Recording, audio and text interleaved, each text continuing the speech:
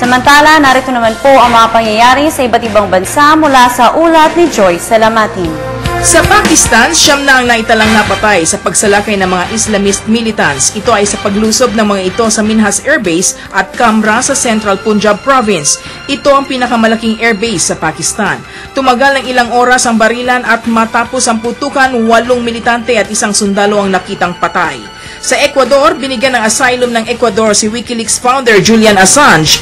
Isang araw ito matapos lumabas ang banta ng Britanya na ipalulusob nito ang Ecuadorian Embassy sa London. Sinabi ni Ecuador Foreign Minister Ricardo Patino na nangangamba ang kanyang bansa sa kaligtasan ni Assange na nagdeklarang kaaway siya ng corrupt media at US imperialism.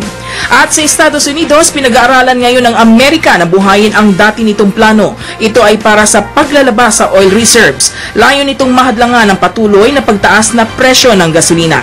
Sa ngayon ay minomonitor ng Amerika ang kondisyon ng supply ng langis. Ito ay habang tinataya mula sa US Strategic Petroleum Reserve kung gaano kalaki ang ilalabas nitong reserves. Para sa Telebisyon ng Bayan, Joyce Salamatin.